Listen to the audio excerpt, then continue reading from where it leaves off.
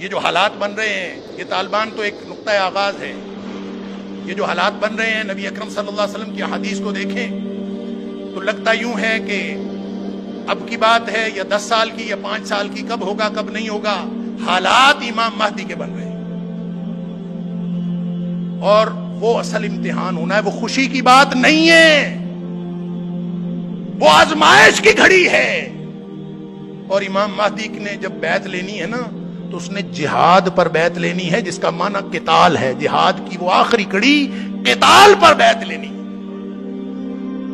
اور نبی اکرم صلی اللہ علیہ وسلم نے فرمایا، جب امام مہدی آئیں گے نا تو لوگ 3 حصوں میں مسلمان 3 حصوں میں تقسیم ہو جائیں گے۔ ایک حصہ وہ جنہوں نے امام مہدی کو تسلیم ہی نہیں کرنا، انا للہ و انا الیہ راجعون، ٹھنڈے کمروں میں بیٹھنے والے اور پرسکون زندگی گزارنے والے، وہ جہاد پر بیعت کر کے کیسے تسلیم کریں گے؟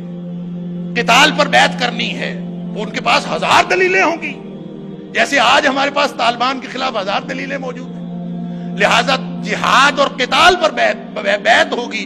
نبی اکرم صلی اللہ علیہ وسلم نے فرمایا، ایک حصہ تو جس نے بیعت ہی نہیں کرنی، انہوں نے ماننا ہی نہیں، فرمایا ان کے دل میں رتی بھر ایمان نہیں ہوگا۔ لہذا یہ تو ویسے ہی گئے، نام کے مسلمان ہیں۔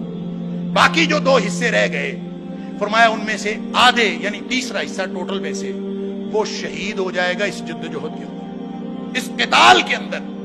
اور فرمایا وہ روئے زمین کے بہترین شہید ہوں گے، اور جو بچ جائیں گے ان کے ذریعے اسلام کا غلبہ ہوگا، اور ان کے ایمان کی سطح یہ ہوگی کہ نبی اکرم صلی اللہ علیہ وسلم فرمایا ان کے ایمان کو پھر کوئی آزمائش اس کے بعد کوئی نقصان نہیں پہنچا سکے گی۔ تو میرے بھائیوں اور بزرگوں، آج موقع اس آزمائش کے لیے اپنے آپ کو تیار کرنے کا ہے۔ میں اور آپ اپنے آپ کو، اپنے ایمان کو، وَأَنْتُمُ الْأَعْلَوْنَ إِن كُنتُم مُؤْمِنِينَ، ہم نے مر جانا ہے، راستے میں موت آ جانی ہے، یا شہادت ہمارے قسمت اور نصیب میں لکھی ہے، کیا ہونا ہے کیا نہیں ہونا یہ سب اللہ کے ہاتھ میں ہے۔